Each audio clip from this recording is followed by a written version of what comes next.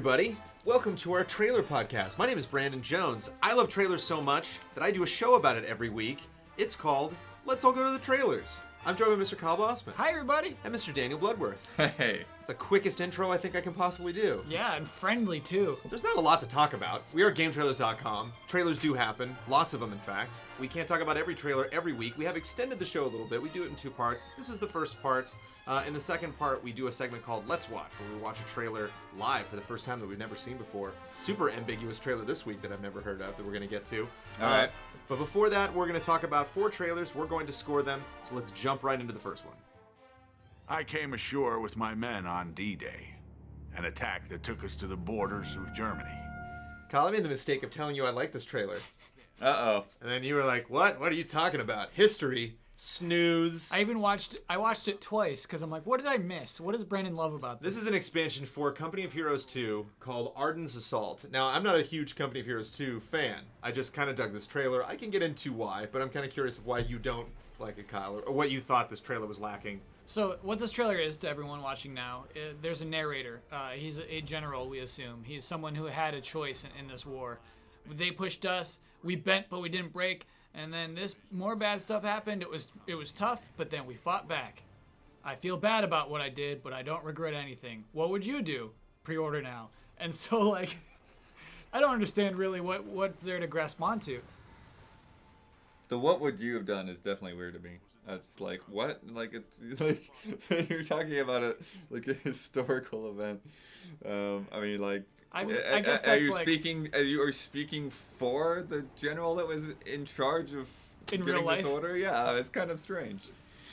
Well, yeah, it's not like, would you have commanded the armies the way I did, or would you have, like, stayed at home and had tea? It's like, what specific, like, it's all about direction. Like, every time you go over the map, it's like, these guys went here, these guys went here. It's like, would you have chosen to focus on one specific part of the map?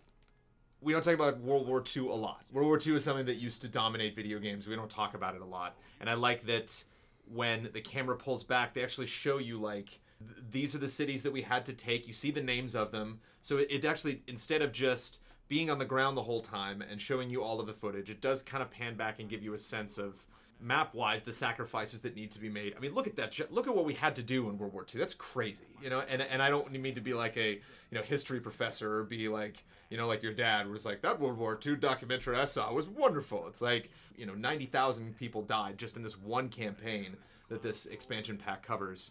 First of all, I like that it uses gameplay. I like that it's not a CG cutscene. I like that it's not live action. I like that it's gameplay as opposed to, we talked about the amazing trailer we saw last week for the game whose name is completely escaping me, of the guys in the trench. I don't know. I mean, this isn't how you look at the game. I mean, all these soldiers running in this dramatic camera angles. Like, how much of that do you see when you're playing Company of Heroes?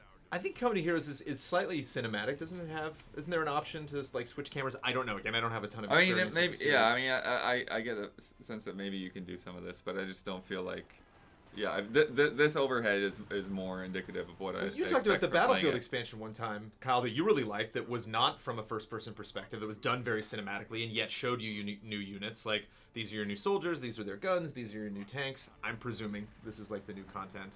If you are a military history buff, you'll appreciate, like, oh yeah, I remember that city, the Battle of the Bulge, of course I remember that, him specifically calling those out, as opposed to, like the Arbiter talking about his relationship with Master Chief, or any of this, like, his superfluous action trailer stuff that we're subjected to, where, trailers are trying to make us care about these events. Like, these are events you should care about. This is good history here. Whether this ends up being a good expansion pack, or whether these units are relevant to how the balance has been set in Company of Heroes 2 so far, I cannot speak to. But from a trailer editing perspective, I liked the back and forth between the maps and the gameplay. I thought this would have been a boring trailer if they just focused on the maps.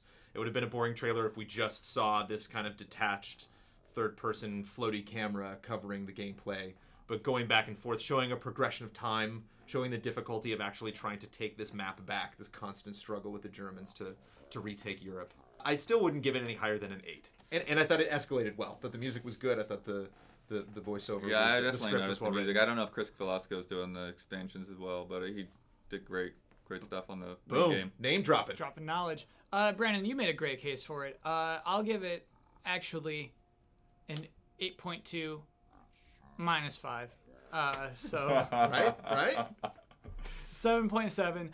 You're right. I guess what an expansion trailer should always do is make your expansion seem important. Make it show us what's new and show us why we care about an expansion. And you're right, it does a lot to accomplish that. Yeah, I'm actually a little surprised at how high you guys are going. I mean, not that I think it's terrible or anything, but probably just kind of more, that's fine. 7.5, I think. It's fair. I'll accept it. Yeah. It also is an expansion, so it's not something where they're like, oh my god, sit down and let me talk to you for 5 hours about Ardens Assault. It's like, Right. no, it's just an added thing. Minute 50, we're out. Dragon Age Inquisition empowers you to create your story, and it all begins with deciding what type of hero you want to be. Dragon Age Inquisition, I don't think we've covered at all. I think there was a fly-through trailer that we talked We about did an earlier on the environmental trailer, yeah. show. So now, this was called Followers. I think it should be called Followers Part 1. That might have been how they labeled it, because they mentioned we're going to get into more characters. Okay. Actually, kind of wanted... Well, they talk like there's a lot of followers, right? Like, you wouldn't expect to be able to go through all of them. 9. Yeah, the reason why I thought this trailer was interesting. This game looks great. I love Dragon Age 1 and 2. I will, of course, play this. I'm into the characters. Even just looking at this trailer, I was able to say, like, okay, that tank I like. I don't know about that ranger, because I'll probably be a rogue. Oh, is this guy a tank? Well, he's a big, burly guy, so Gotcha. I'm assuming this is the guy you would send in. I like to do ranged in role-playing games, so I'll stay at a distance. Yeah, I mean, he looks real stealthy there, Kyle. Definitely... Definitely want to grab a mage. A nimble guy walking across rooftops right there. So I was almost, out of these 3 characters, able to kind of pick my favorites, which one I liked. So tons of gameplay here, so it's nice to see a lot of the game. What struck me was how clinical the introduction of these 3 characters were. This woman is trying to give us a 50-cent coupon on a gallon of milk. I mean, I don't understand. Whoa. I cannot this trailer makes me less interested in the game. A little bit. It just kind of Overall. seems like, hey, so we got characters. I'm gonna talk about 3 of them. Well, the thing that we got got me this too- guy with an axe. I don't know. It just seems really. They had this really awkward thing at the beginning where they talked about your normal character classes, and then hey, well now we're gonna talk about what the trailer's really about. Okay, like why did you even, if you're gonna skim through these things anyways, why did you bother talking about the classes? Have that in a different trailer if you're gonna have so many trailers. Blood, can you explain that phrase to me? 50-cent coupon? She doesn't seem like she has any knowledge other than like a script in front of, you know what I'm saying? Like this is like none of this is presented in a very interesting way at all. It's just like here are a bunch of stats and details, and yeah, like it's like reading off a list of bullet points. Like I just feel like there had to have been a better way to like connect to these characters and like get behind who they are. Absolutely. And do I want them in my party? And That's all the of that. question, yeah. My 2 other roads that you could have taken in trying to sell the other characters, which are a huge part of Mass Effect, Dragon Age, anything. Like name the BioWare RPG. Like, it's all about these other people and whether you want to deal with their personalities and their abilities when you play the game. I wonder if you could have done one of 2 things. One, talk about all of them really quickly. Literally just go through personalities and talk to me about every single follower that's in the game, or divide each of them up into an individual trailer, which they did for Mass Effect. Those were great, where we got a little, vignettes about every single personality. That's a good idea. We would see one about the tank guy, like get really into his story and everything. My favorite part though was when the girl, her sound up is just like a blah blah blah blah. Like that's what I felt like. That's what's happening to me. The whole trailer is the blah blah blah blah. Blah, blah, blah. Obey me. Arrow in my face. So too much blah. So it's Bloodward. more interesting to me to watch this now without being able to hear anything. Wow. And that's why I will give it a 6.8, because there's a ton of gameplay here, and I'm interested in this game. I appreciate all of the clips that they put in here. The format just does not work for me at all. I thought it was very weird as far as a way to introduce these people. What say you, Bossman? I'll do a pretty bad score. I would give it a 5.8, and then another minus 0.5 for pre-order now. So this is a 5.3. Which we can pretty much expect from every trailer made at this point. Now wait, we're gonna see some today that don't have pre-order now, which makes me really excited. You can't pre-order Halo Nightfall. Or There- can you? I guess. They kind of have that. They kind of have it in there. So there's 2 cheap things, I think. One is the slow-mo, just like look at this in slow motion. They use it a lot. This kind of just panning around in slow mo. The game doesn't look like, demonstrate your game better in slow motion, I guess. I get it. Well, it's like these moves, you can see them better in slow-mo, but just show us the moves. Also, the sound ups are poorly chosen. this is your chance to show us your character. Pick a line that only this character would say, something that exposes a part of this character, and they're just kind of bland lines. Just maybe what they had to pull from, but it doesn't make for a good trailer. Way more interesting footage than everything they have to say about it. I'm gonna give it a 5.5. I think you're giving me a 2.2 coupon for a 5.5 gallon of milk here, Blood.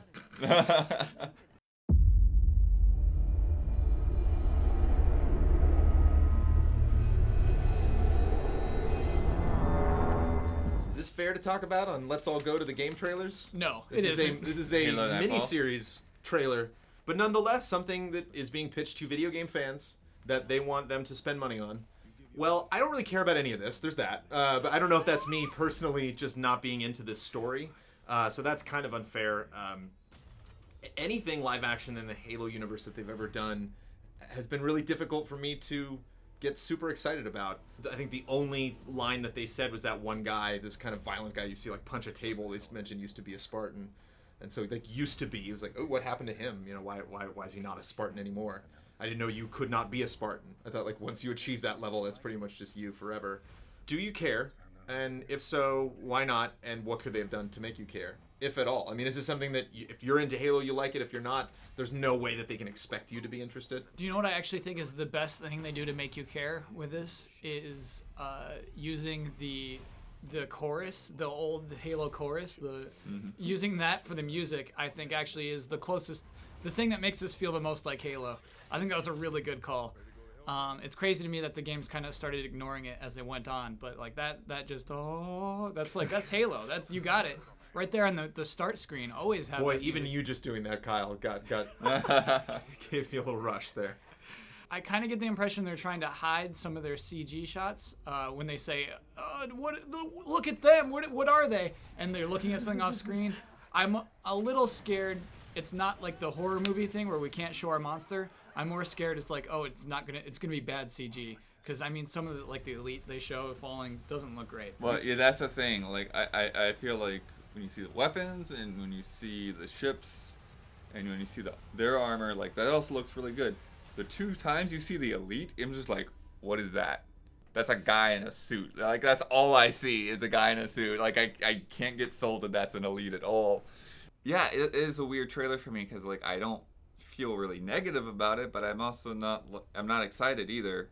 Right. I like the way they started it because you kind of have like these nice slow fades, kind of like teasing things, but then it gets into a lot more of this stuff and like really, setting up like what is going on with the whatever this chemical agent or whatever they're trying to fight against, which is again its own storyline. It doesn't feel like it's connected to a lot else really in the Halo universe that I know of.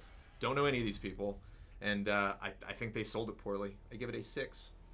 It's pretty. It's got some cool shots. I like the shot of the guy turning into slugs. Like, I like how short they hold on it. Maybe because they didn't have more of it rendered or something, or they wanted to tease that. But I think there is some interesting clips that we see at the end.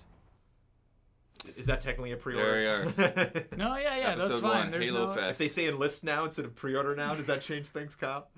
You're right. Well, it is funny. So I yeah, don't so know. the first episode is like a week after the game comes out. Yeah. Oh wait, no. I'm getting. That was things one mixed up. day. That was one day. 1 day before the game comes out. Yep. Yeah. So I guess I'll give it a flat 5 because it's just nothing extraordinary. It's ordinary. It's like it's like a sci-fi channel show. What does it do more than a sci-fi channel show to make you want to watch it?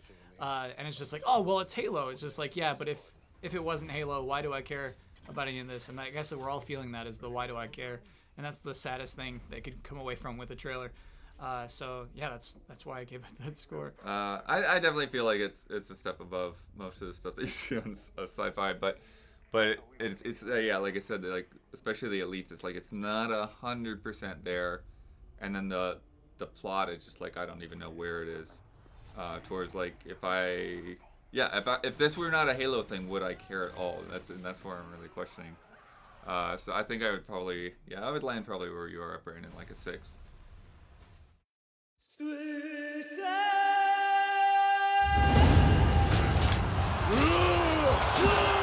And And lastly, we have Daniel Bloodworth here for the sole purpose of telling us what the hell is going on in this Witcher Wild Hunt I'm trailer. curious first to hear what you guys think of it, not knowing most of the characters or anything like that. It's hilarious for me to talk or to, even watch a Witcher 3 trailer at this point. It's just like, do I really need more excuses to play this game? Like, this game's going to be amazing. I'm totally going to play it. We've seen a bit of this before. We've seen the Raven or whatever go... The Raven shot, yeah, I remember dive that. bomb this guy's skull. The last shot of the last trailer.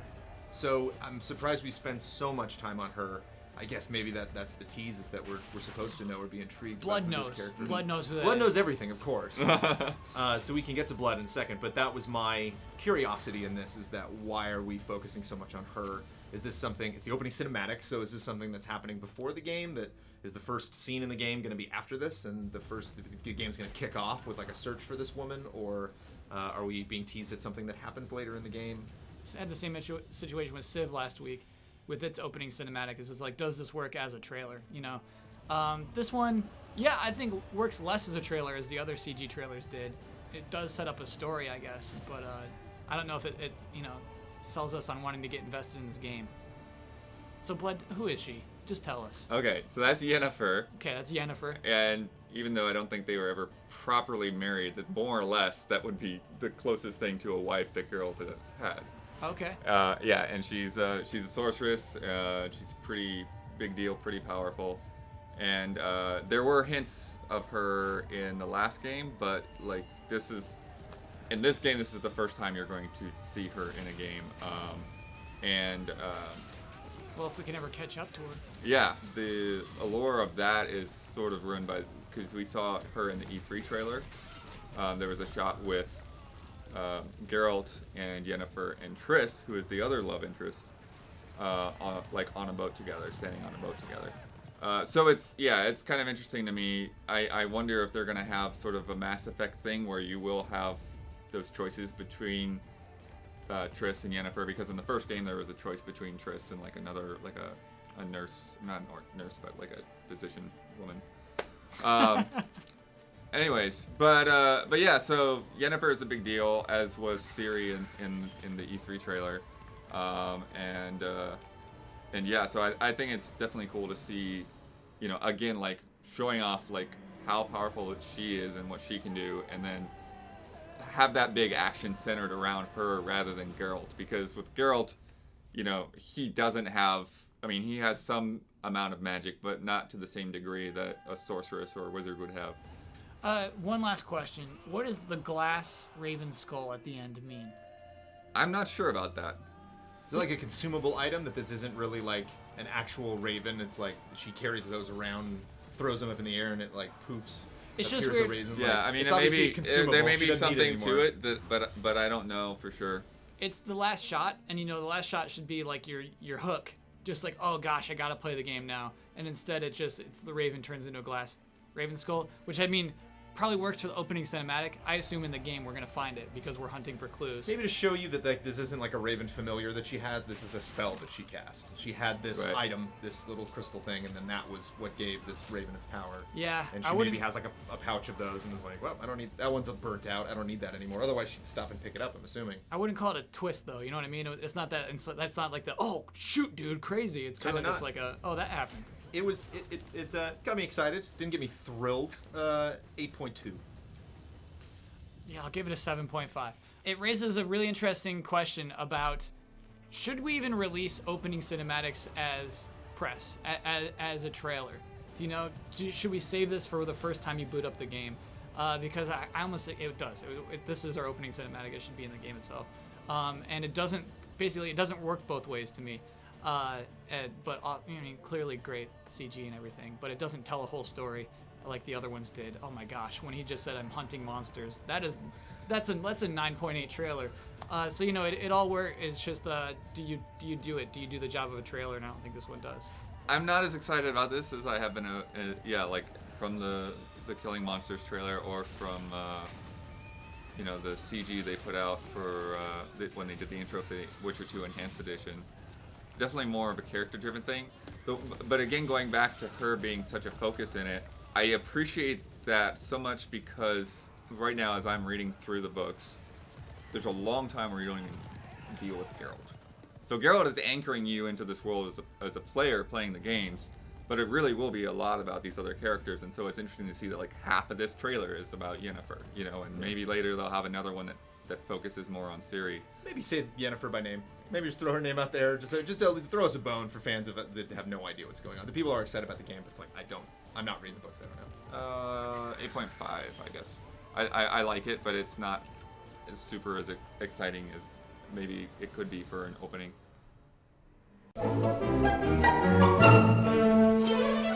Okay, those are 4 trailers that we talked about at length. Though I thought 4 trailers would fit in 21 minutes, but it really doesn't. We might have to drop down to 3. 4 trailers takes a long time to talk about and score. So we gotta be moving along. If you want more, let's all go to the trailers. We have a second part called Let's Watch. You can check it out on our newest list on our front page, or you can check it out in the link below in the description.